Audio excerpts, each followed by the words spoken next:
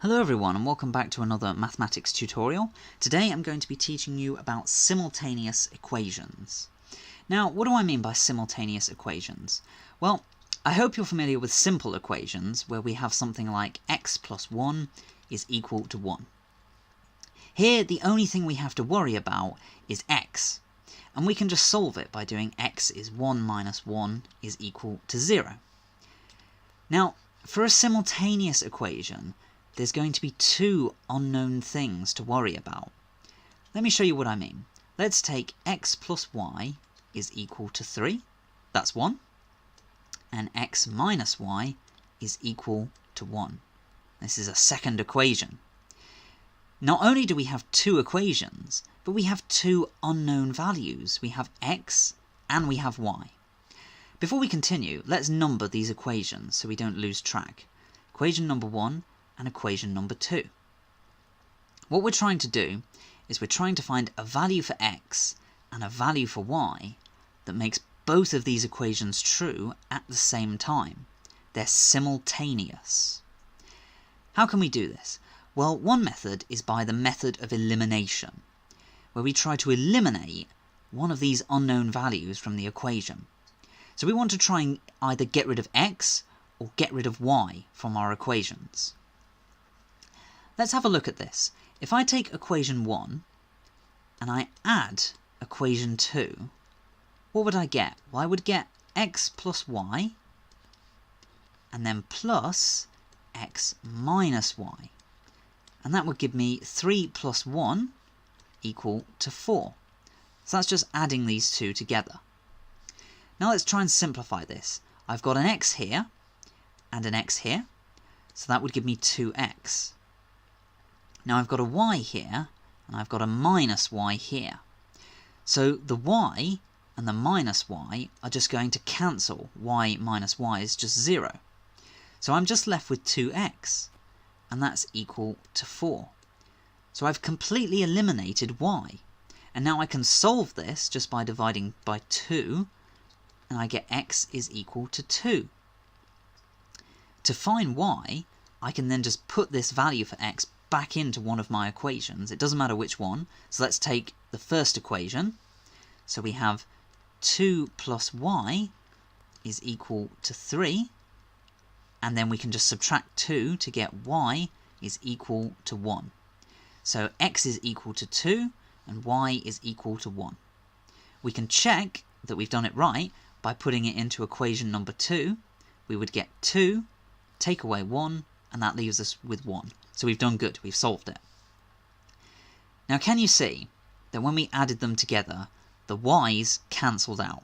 We eliminated y. That's what we want to do. We want to eliminate one of these unknown values. Now, when you look at these, you have to spot how you can eliminate it. So here we spotted that we had a plus y and a minus y. So if we were to add them together, they would cancel out. Now, sometimes that doesn't work. Sometimes you have a more complicated set of equations. Let me give you another example. Let's take 2x plus 3y is equal to 5, and 3x plus 4y is equal to 7. Always number your equations. Equation number 1, equation number 2, so you don't lose track. Now this is a bit different already. We've got 2x and 3y and 3x and 4y. We could add them together like last time, but that wouldn't help us because we'd get 2x plus 3x, that's 5x, okay? And then we get 3y plus 4y, that's 7y. So we've still got x and y. We haven't eliminated anything. This time we have to do something a bit different. Let's try multiplying equation number 1 by 3, okay? Let's just see what we get. So we'd get 6x, multiplying this top equation by 3, plus 9y is equal to 15. So 3 times 5 is 15. Then let's try multiplying equation number 2 by 2. What does that give us? Well, 2 lots of 3x is 6x, and then plus 8y is equal to 14. Now here, can you see that we've got 6x and 6x? We've got the same thing here. So if we were to subtract these two from each other, the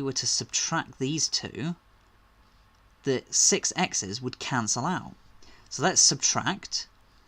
The 6x's cancel out, and we've got 9y minus 8y. So that gives us y is equal to 15 take away 14, and that's just equal to 1. So y is equal to 1. We eliminated x and we found y.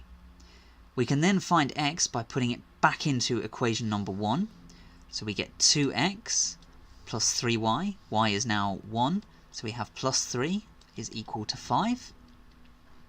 Take away 3, so we get 2x is equal to 2. And divide by 2, we get x is equal to 1. Now can you see that the key thing here is we eliminated y? You could eliminate x if you wanted to, it doesn't matter, you just choose one of them to eliminate. And here we had to multiply. What you have to do is you have to look at what you need to multiply by. I multiplied by 3, which gave me a 6x, and I multiplied by 2, which gave me another 6x. I'll be doing some further videos showing you how to spot what to multiply by and to give you some further examples, but I hope this was instructive. Don't forget to subscribe, and always feel free to ask a question in the comments if you get stuck.